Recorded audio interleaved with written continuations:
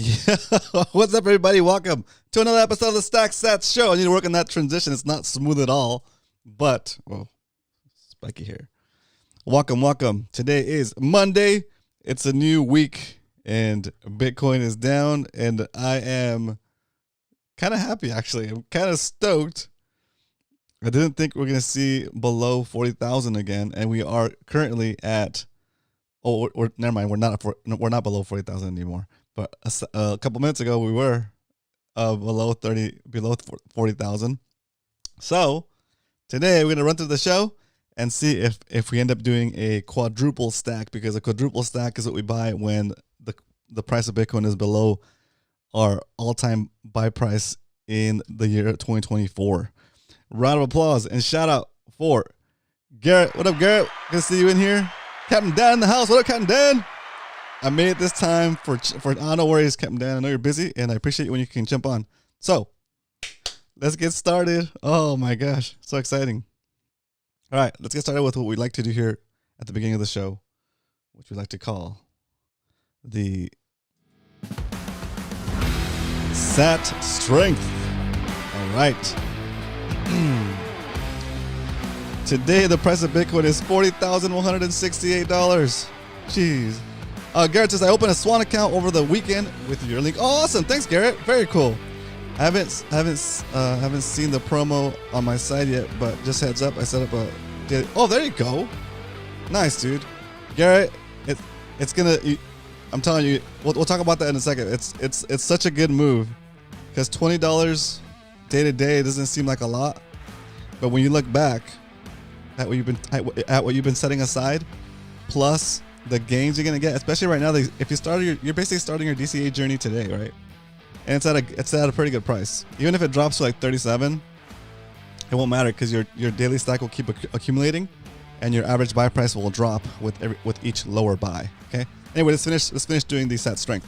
So today's at 40,000, and it doesn't mean you have to buy a whole coin at 40,000. It just means that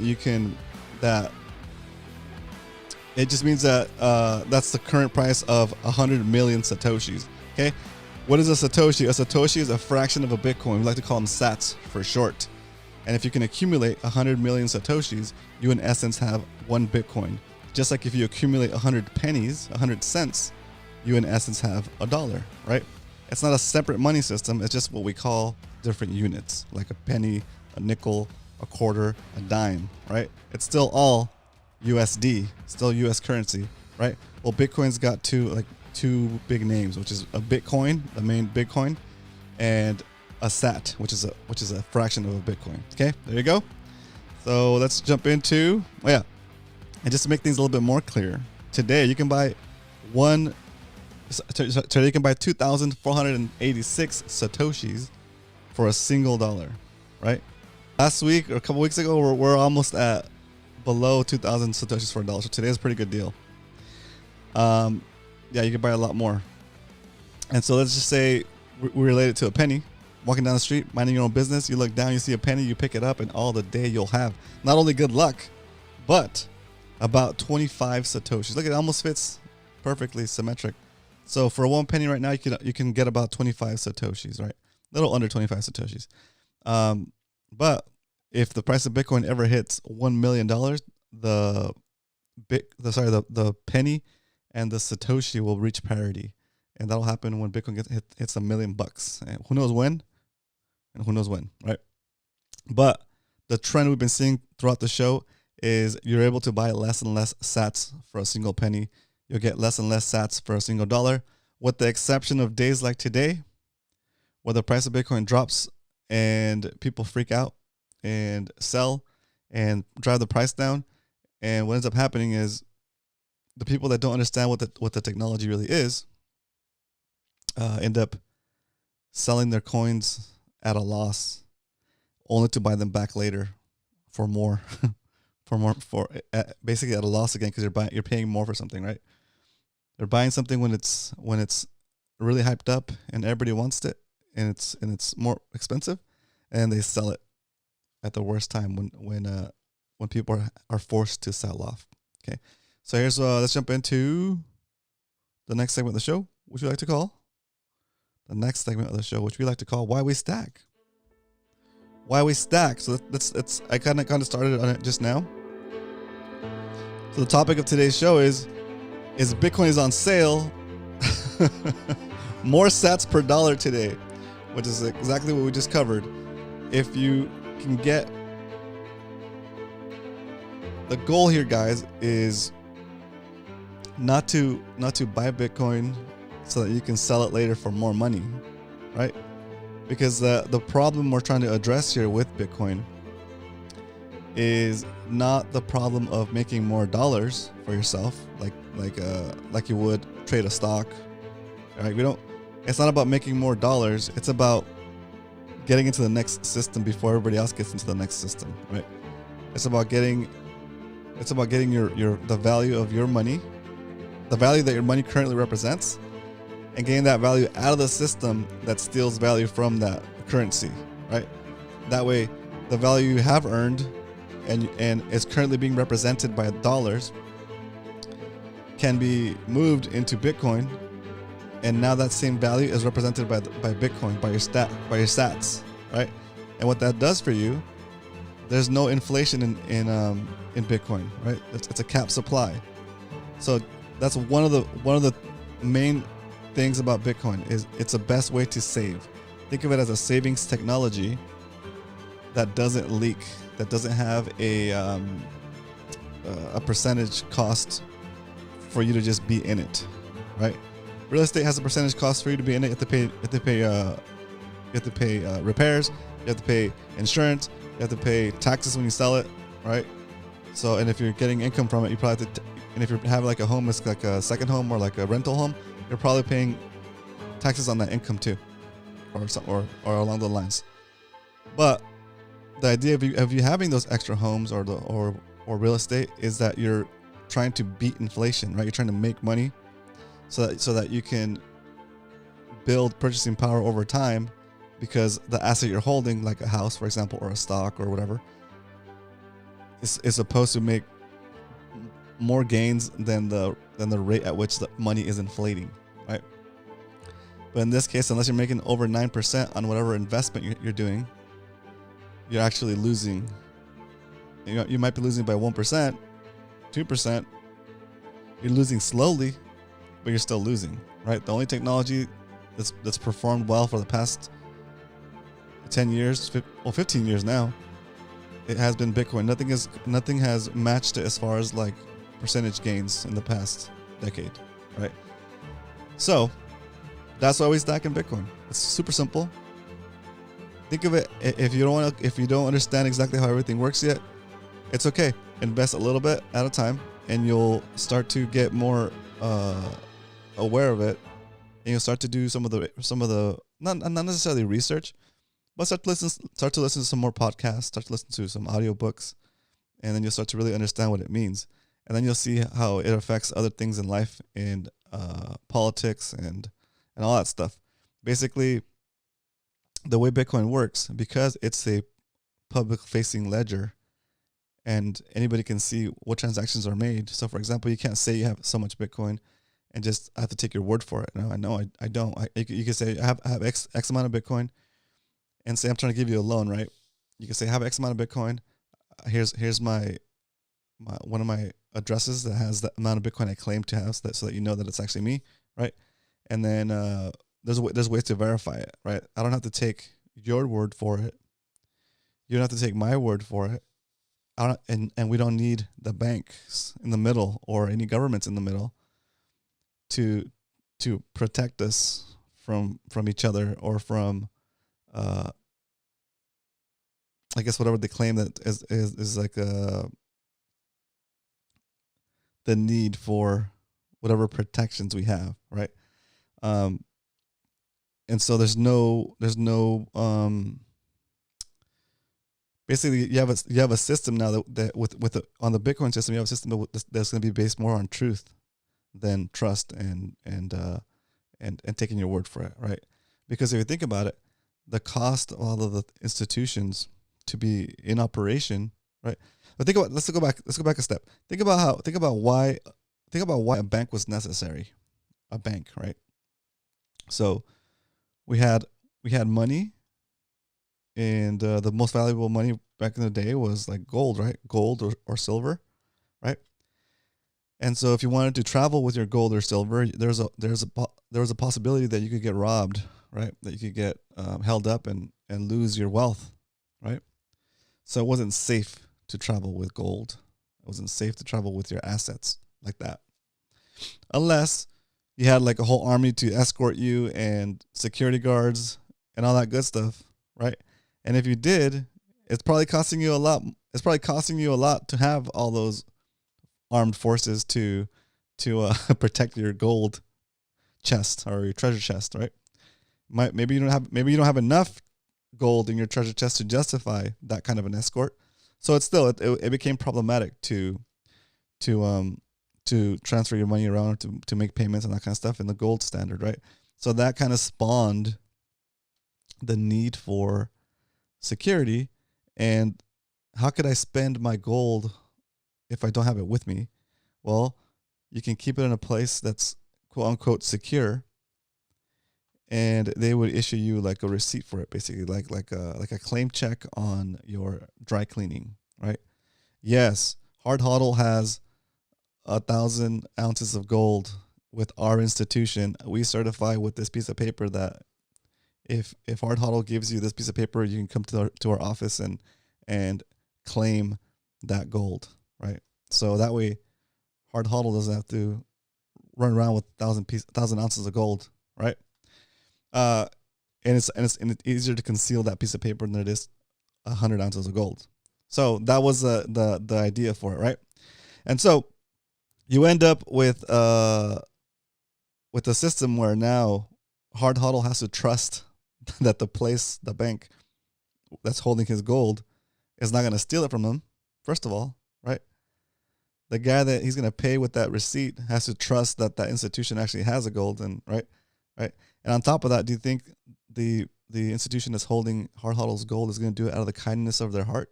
No way, right? They got expenses too. They got to pay for the building. They got to pay for the safe. They got to pay for security. They're making themselves a target, right? So I mean, a reasonable fee for that makes sense. But again, now you're starting to cut into your actual stash, right? You no longer have the full amount because now it's costing you money to control that amount of gold or control that amount of wealth in the form of gold, right? So you have a vessel for holding your wealth that is flawed, right? It is leaking. It's leaking value in the form of cost for holding it. Okay. But when you put any kind of resources, when you turn any of that energy, economic energy, into Bitcoin, yes, you're going to pay a fee when you first buy. For example, if you do Swan, you buy your stash, they're going to charge you 0.1% of that. And after your first transaction goes through and gets cleared, if you signed up with us, you're going to get the $10 of free Bitcoin. Just deposit it in your account. You'll see it. You'll see like a credit on there. And that's actual Bitcoin, right? Now, the next step is to take it off of the exchange into your own self-custody wallet. And we'll talk about that later today in this episode. But let's go back to the example. Okay. In this case, it's costing us 0.1% to buy the Bitcoin, right? And then the function that Swan gives us is it lets us withdraw to our own self-custody, our own hardware device, to a wallet that we control the keys for nothing, for free. But it's pretty awesome. So the leakage when you first buy your Bitcoin is the cost of actually buying it, which is just a fee that the exchange charges you for the service of finding somebody that wants to sell Bitcoin and buying it on your behalf for you. Okay, so 0.1% seems pretty reasonable, right? Especially since you're not paying the additional cost of withdrawing it and telling the Bitcoin network, hey, here's where everything keeps honest. Okay, Swan can sell you Bitcoin, and if you never withdraw from your exchange, if you never withdraw from Swan, and theoretically, they could basically say they bought Bitcoin for you, but never actually buy it and just hold your money and go invest it in something else. That's what FTX did. Okay. But the way you keep Swan honest and any other exchange you might buy Bitcoin on is you withdraw it from the exchange and into your wallet that you have control for. Okay. What does that mean? Taking it all back to the beginning of this conversation. It means that when you withdraw it and you send that Bitcoin or Satoshis back to your wallet, you can go on the Bitcoin blockchain or the time chain, whatever you want to call it, and verify your transaction actually went through. And then when it says it on the Bitcoin network, and the Bitcoin network has accepted that transfer of Bitcoins from Swan to your wallet, then you no longer have to trust anybody. Now it's been verified, right? It's been verified by the whole Bitcoin network, and it's going to get verified again every 10 minutes, indefinitely, right? And the more verifications it has, the more permanent it becomes. But really, once you have one or two verifications, then it's pretty much permanent, right? You have to go back and reverse a bunch of transactions. There's no such thing as reversing transactions on Bitcoin, right? It gets confirmed, everything is done, and it's forever. Now, what is it going to cost you to hold 100 ounces of gold? 100 ounces of gold's worth of value in gold for 10 years? What's that cost going to be? And what's it cost going to be to hold the same equivalent value in Bitcoin? Okay. I bet you in 10 years, you're going to have a lot more value, a lot more purchasing power if you had that value stored in Bitcoin than if you had that value stored in gold, cash, real estate, anything else. I'm saying it. Anything else is inferior savings mechanisms. Okay. We're only talking today on this show. This whole show is only focusing on one of the features of Bitcoin, right? We're not even talking about the unconfiscatability of it, right? We're not even talking about the censorship resistance to it. We're only talking about buying Bitcoin, saving in Bitcoin, taking it off the exchange, holding it yourself, because that's the best way to preserve the value and the vessel for the first time ever in the history of humanity that doesn't leak value once you have it in place. So you can hold it for a week, you can hold it for a month, you can hold it for 10 years. Theoretically, you can hold it for 1,000 years because it doesn't cost you anything extra day to day, month to month, year to year to maintain it, to manage it, to house it, to hold it for you, right? You're not asking anybody else to do that for you, right? It's already being done by the Bitcoin network. It's like open source. It's not centralized, right? So there's no institution that's going to charge you a fee if you don't have a transaction on your account every 30 days, right? If you want to save $10 worth of Bitcoin today, $10 worth of value in Bitcoin today, then I'm going to say, oh, you need to have $100 worth of Bitcoin value in your account, or we're going to charge you $16 every month if your balance is below a certain amount. No, it doesn't matter. You can put whatever amount you want. Granted, you would want a higher amount because sometimes the fees to move that Bitcoin around are going to be more than what you have in there, and at that point, that Bitcoin is kind of lost, right? It's not worth to move it. But if you're holding above, like, I don't know, 0.01 Bitcoin in a certain address, you should be good to go for a while. Anyway, all that to say, that is why we stack. I hope it didn't go too long, guys. Trying to keep these shows short and fun. And if any of that doesn't make sense, please do ask questions in the chat. I do have time to sit here and explain this stuff to you because if you're watching this show, honestly, guys, I've been promoting it amongst my friends, my family, and my fishing community. I do a lot of fishing videos. And I'm really sad that a lot of people don't come in here and learn about this stuff. I understand that talking about money and finances it could be a little intimidating, and it's one of the taboo topics that you don't talk about, right? You don't talk about politics, you don't talk about money, and you don't talk about religion, right? But I think in the case of money, I think those rules apply if the money wasn't cheating on us. Okay, it's kind of a weird concept. Okay. It's like, it's none of my business what you do with your money, right? And you're free to decide all that stuff on your own, and you should be deciding that stuff on your own. But I want you to know that the money that you think you're saving in, the money that you think is something you want to earn, is cheating on you, right? It's you're being devalued at a rate of about 9%, 8% every year. So if you're just holding cash, you're basically losing. You're basically losing over time, and eventually you'll be reduced down to nothing. And when you think you're ready to retire, the money that you've been saving this whole time might not be enough to actually retire. So they're going to try to keep you working the rest of your life. Okay. Round of applause and shout out to everybody that just came in. I know you guys are coming through. Mr. Android in the house. What up, Mr. Android? And Leonard. What up, Leonard? Thanks for tuning in.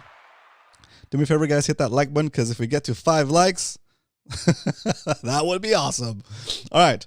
Let's jump into the next segment of the show, which we like to call the Stack Recap. All right. We don't only talk about buying Bitcoin here. We actually do it every Monday through Friday, 12:30 p.m., 3:30 p.m. Eastern. Sorry, 12:30 p.m. Pacific, 3:30 Eastern. We stack sats every, Monday to Friday. And today, let's look at our stack since last time. The rules for the show are as follows. We stack $20 a day minimum, okay? But when the price of Bitcoin drops below our average buy price for 2024, which today is $44,165, then we buy a double stack, which is $40 worth of Bitcoin, okay? On the rare and special days when Satoshis are on sale, like today, and the price is below our overall lowest purchase price for the year of 2024, then we do what is called a quadruple stack, a 4x4, if you will, if you're familiar with the In-N-Out burger chain here in California. A double, no, sir. I'll have a 4x4 today. A 4x4. 4 meats, 4 cheeses. Jesus. All right. Today's the 22nd. And the price of Bitcoin is about, let's see, 4,800. Oh, it's about at what we bought. No, it's 4,100. Wow. Okay. Let's get this buy-in, guys. All right, now that we reviewed the stack for the show, let's go into the actual thing that we need to do. It's time to stack some sats. Right, here we go. Make sure I'm on the right page first. All right.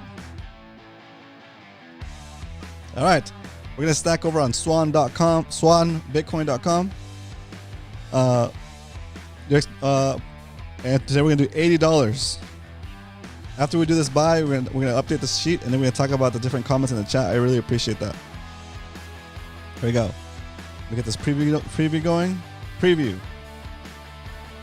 Copy this. Boom. And I'm gonna slide it down.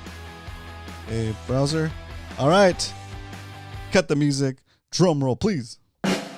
Buying $80 worth of Bitcoin today on the show. While I open my app to update my notes for the show, will it go through? Will the drummer get tired before the transaction goes through? Yes, he will. One more time.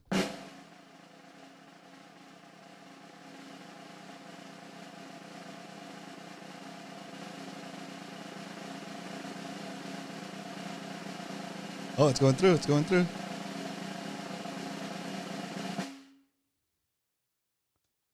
Wow. Okay. Let's call it done. Choo! All right. Today's episode 144. And what do we do after after a short day of stacking? Because stacking is easy. Stacking is easy, guys. You throw on some chilling, relaxing music. The drummer has weak hands. The drummer's probably a poop coiner. The drummer's probably a poop coiner, guys. If you don't know what a poop coiner is, we're gonna talk about that a little bit during the Q&A section. Okay, let me just wrap this up with the updates. Here it is. Browser. Boom. The price we ended up getting was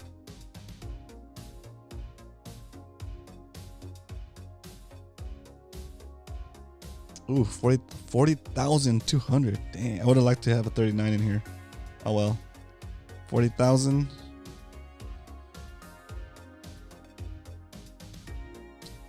$206.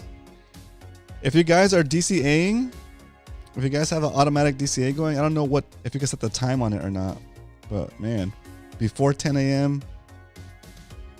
Pacific is a pretty good time. That's when I'm always getting ready for the show, and I see the price low, and then right before the show starts, it like pumps up a little bit. Okay, so we did $80, and that yielded 0.001970012. Just like that. Got some sats. Boom. And now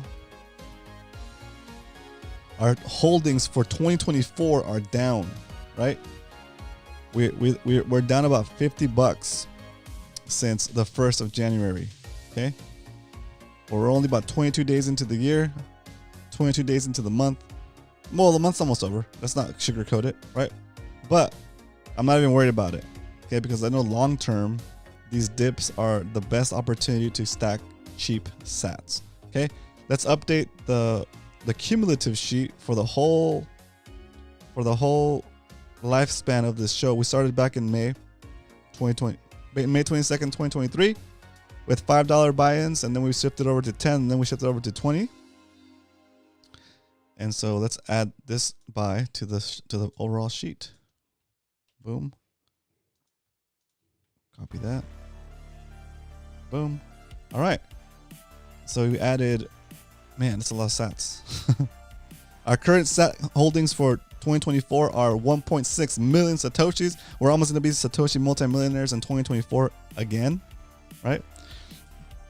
For the whole lifespan of the show, we are now way above the average person's holdings in Bitcoin, right? The average, I forget how much the average person in, that buys Bitcoin is holding, right? Based on like the population of the world. The show stack is a lot bigger than multiple people's population, multiple people's average holding for the world, I guess. We're at 12.6 million sats, 0.12 Bitcoin, right? You look at it, guys, and we have the unit bias and say, oh my gosh, I'm not even at 1 Bitcoin. I'm at 0.1 Bitcoin. Oh, it's so sad. No, don't worry about it. You're on the right track, okay? The only thing that matters is that your Satoshi count and that your Bitcoin count goes up, okay? These two numbers are about the same for Garrett. This is just a different way of looking at it, Garrett. Some people like to use the Bitcoin network, the Bitcoin name, the Bitcoin symbol. And so this amount is 0.012605917 Bitcoin. And this is 12,605,917 Satoshis. It's the same exact number. Basically, you take the decimal point and you move it over to the right 8 places, and you'll have your Satoshi value for the amount of Bitcoin you're holding. Okay, it cost us $4,304 to accumulate this many Satoshis, and if we were to buy it today with cheaper dollars, with dollars that are less potent, with less purchasing power, it would cost us $5,060.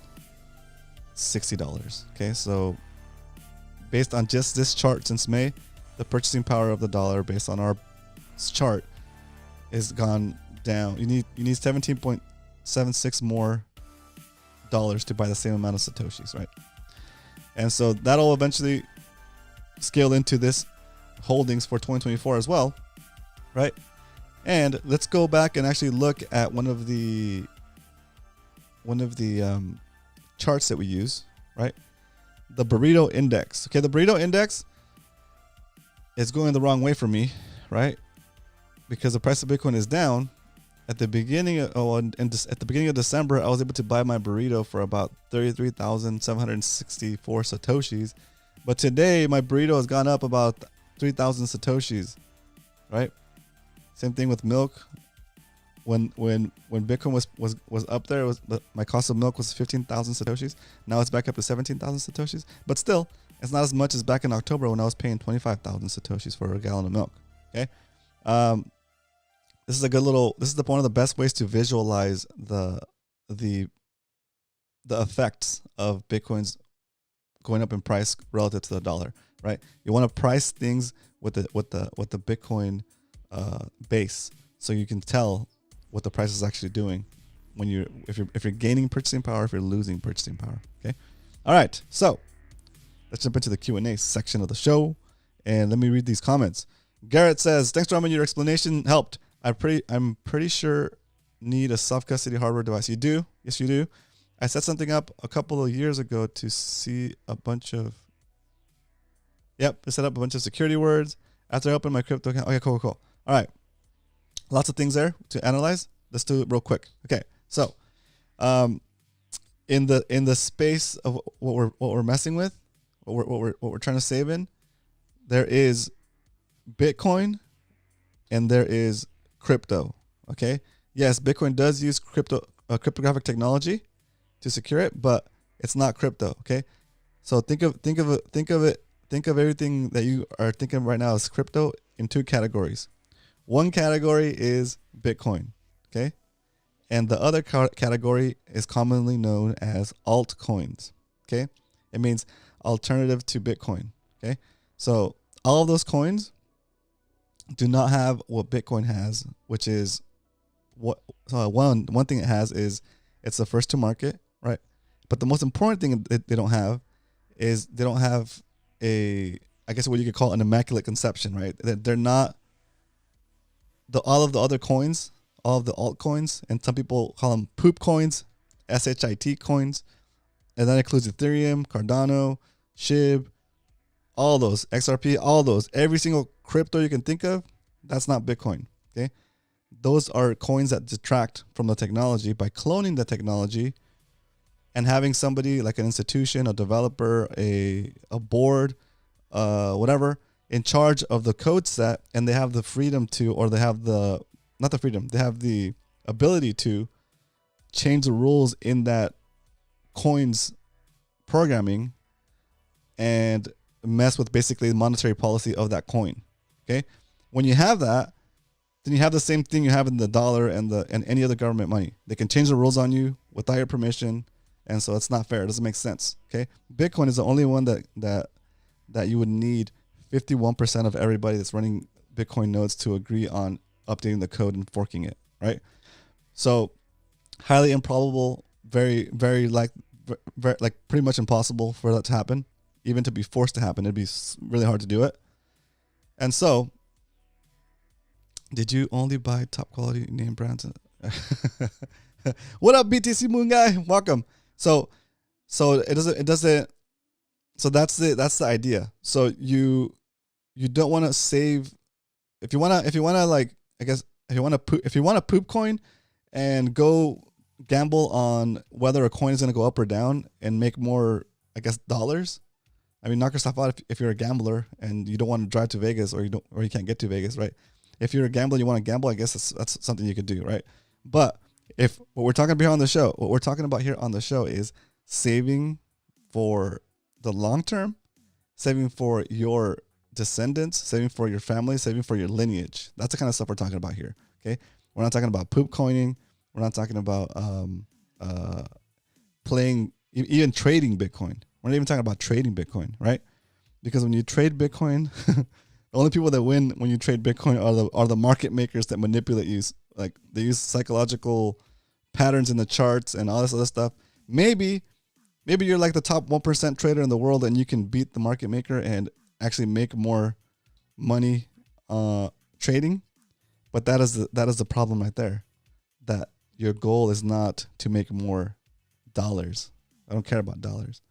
The point is to stack more Bitcoin. The point is to collect more sats. And yeah, maybe you can say, you know what? I can trade very well. I'm a really good trader and I can make dollars and then convert them to Bitcoin, right? Sure. Why not? If you think you can do it, go for it. But you're going to have to be at the computer, working your charts, doing your thing, trading, right? And overall, in the long term, if you would have just DCA'd like everybody's just DCAing, in the long term, you would have been more ahead if you just DCA'd, and you would have had all that time that you spent staring at the screens, at your multiple monitors with all the charts, right? And BTC Moon Guy has an excellent point. All those gains that you made each time you traded out of Bitcoin and back into dollars, it's a taxable event. So now your gain. So say you made $2,000 on a trade. Well, 1,000 of that's going to go to the government, and you get to keep 1,000. Yeah, sure, it's more money, right? But don't think you're getting paid that much. You're probably keeping about half of that, right? And then from that, anyway. So it's I'd rather have my time and not have to worry about stressing about what the market is doing. I set my buying schedule. I set my buying price. And yeah, we get a little bit unique here on the show to make it interesting. We do a little bit more when it's down, but theoretically you shouldn't have to. You should just go with your amount and stack regularly. If you've automated it through the process like Swan, that's even better, right? Because it's going to happen. And then on days like today, when you hear that the price is down, maybe you do a little extra stack in addition to your already consistent, never failing, relentless, constant buy of your DCA or dollar cost average, right? Anyway, yeah, exactly. You stack sats, you take custody of your sats, and then you chill, okay? And some people like to say repeat, which is fine, right? And the more power to you, right? You're gonna get to a point where you have so much Bitcoin, and you've lived through enough of the ups and downs of the market, and you're gonna get to a point where it's gonna. Oh, my camera's been here the whole time. Oh my gosh, I was doing a different show. Give me a second. That's so funny. Get out of there, camera. All up in the business. So funny. Anyway, that's the idea. You'll be able to do the things you want to do sooner, the harder you stack, right? But don't put yourself into a position where it's not economically sound, right? Stack what you feel comfortable with, and think of it as stacking for the long term, like it's money you're not going to see again, but you probably will, right? Anyway, not financial advice. You should do your own research. Check out books like The Bitcoin Standard. Excellent book. Okay. Another book that I really love, Inventing Bitcoin. That book, it's like about a 4-hour listen. It takes you through the whole process of the creation of Bitcoin in a way that you can like a kid can understand it. They walk you through the different steps. Well, why did this come about? Oh, we needed this because of that. Oh, we needed this because of that. Okay, and that allows us to do this. Okay, that allows us to do that. And now they explain the whole concept. They explain exactly how it works, and then boom, just like that. You know, I just did an extra 2 stacks since it's lowest of the year. Let's go. Garrett knows what's up, dude. I think Garrett's understanding it pretty quickly, right? Garrett, for sure, I would recommend listening to the book Inventing Bitcoin. And also, I don't think Inventing Bitcoin is available for free. You might have to get it you might have to listen to it like on Audible, right? But the book, The Bitcoin Standard, is available for free audio on just YouTube. Just look for it. Look for the Bitcoin Standard. Look for the Bitcoin Standard on YouTube, and you'll see it. It's pretty much available for free. I don't think Saifedean's the author really cares if somebody has it on there for free. I think he just can't do it himself, right? Because he has contracts with Audible. I even commented on the comment section, not live, but I can't see it. YouTube deleted. Oh no. Oh yeah. Let's see. What says? Roman, I think YouTube keeps deleting my message from you to interview some. Oh, interesting. Put the guy's name in the chat right now, and I'll just note it, and I'll reach out to him, Mr. Android. Yeah, it's weird. Sometimes like it'll delete stuff, because it'll have like the bots where like it's a random bot, and they come in and make a comment, and then all of a sudden, like 20 people come in and make a comment to that comment, and it creates like a little sub thread, and then it's all about some random dude running a course, and I'm like, what? Okay, I'll look him up. I'm writing it down right now, in case the chat disappears. Jerry.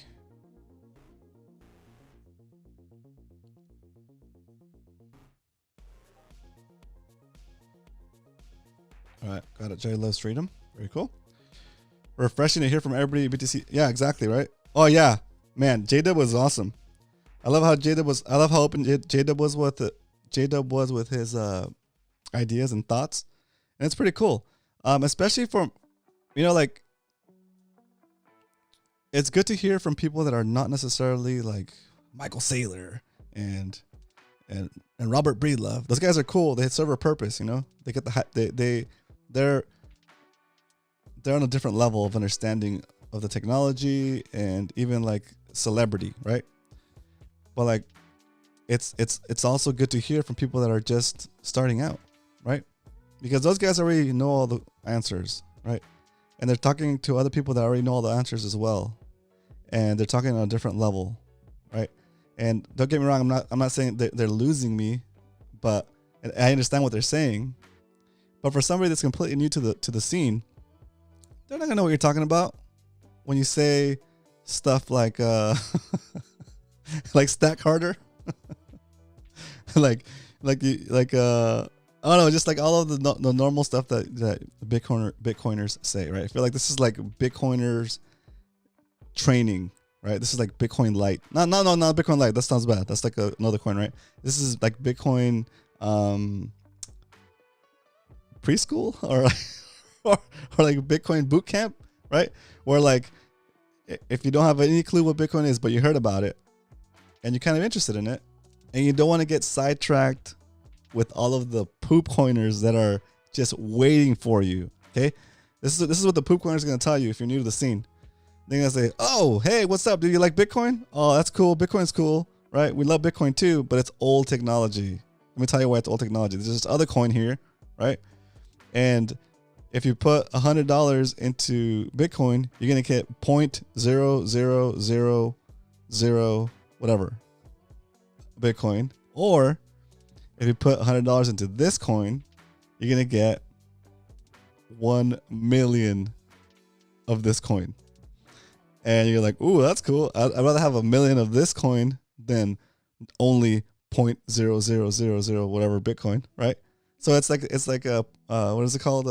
Unit bias, right? And you feel like you're getting more for your money, even though you're buying a piece of trash when you buy anything else that's not Bitcoin, right? Because again, they can manipulate it on you, they can change the price on you, they can pump and dump it on you, and you'll still have your coins, it just won't be worth anything, right? That's where you got to go into Bitcoin. Exactly, man. It's good to hear from the big names, but good perspective. But gets repetitive after a, yeah, that makes sense. And sometimes when I hear people that are not, I mean, it only goes so far. You can only say so many things, I guess, as like a big name, as anybody really, right? So we got to bring up the voices of the people that are like, that are doing Bitcoin the right way, or whatever that means. They're not S-coining, and that understand what Bitcoin really is, because maybe they explain it or they talk about it in a way that Michael Saylor, Robert Breedlove, whomever in the scene is not able to articulate in a way that this new Bitcoiner, pre-coiner, can process, or even better, that connects with them, right? So if we take people that are not the standard, not the big names within Bitcoin, and we interview those people, you get a better idea that, hey, you know what, Bitcoin is for everybody. I don't have to be one of these guys. I can be whatever I am. Or, hey, there's a guy on here that exactly has the same, they're into the same hobbies that I'm into, right? Or they live in the same area than I do, or in the same country, or, oh man, I'm struggling with that issue too, and this dude's struggling with it. Anyway, so it's a lot of cool things. You can basically find other ways to connect with people, right? So, yeah, I'll reach out, see how it goes. And so Jerry loves freedom. Okay, I'll reach out to that dude. But the only thing that I do not like to do, and I will not do here on this show, is I don't do any political stuff. Okay, So I'm gonna check this dude out. But if he's like one of those like political guys, and I know politics has to do with Bitcoin because it's monetary policy and all that stuff, but I don't want any of that stuff. I purposely shield that out of my life because I don't care really. I don't care who the president's gonna be. I don't care who's gonna be in Congress, right? Because I know that no matter who's in there, they're in there to print more money for either social services or for corporations, right? Whoever's in there, they're gonna keep printing that money, keep debasing the dollar. So I'll hit him up. I'll see what it's about, and then I'll message him, see if he wants to jump in and do an interview, because that'd be cool. That'd be cool. All right, boys. That is I think that's all I got for you guys tonight. Hope you guys had a great weekend. Hope you guys had a good enjoy the show today. I appreciate you guys being here. 6 people watching, 5 likes. Let's get 6 likes. One more like. One more like. One more like. All right. Tomorrow, we're going to be talking about self-custody and what it means, how Bitcoin wallets work, and how to secure your Bitcoin off of the exchange. Okay. I know some of you guys have already heard that, but it's okay. We're going to review it again because we have some new people in here that are just getting started on their journey, and that's what I want to focus on. Okay. You guys that already know how to do it, I need you guys to be here, because if I make a mistake, I need you guys to check me in the chat and say, hey, bro, there's other ways to do that, or that's right, but you can also try this, right? Because I am not an expert, right? I'm good enough to be dangerous. But I'm a flawed messenger, but I'm a messenger at that, right? I'm trying to get you on the right path, or whatever. I'm trying to get you on the Bitcoin path. If you think it's gonna work, I'm gonna help you. I'm gonna help you on your journey. So that's what we're gonna do. All right. I'll see you guys tomorrow. Hardware wallets, self-custody, big highlight for tomorrow's show. All right. So I hope you guys enjoy the rest of your day. Happy Monday. I'll see you guys tomorrow. But until then, remember, if you ain't stacking, you're slacking.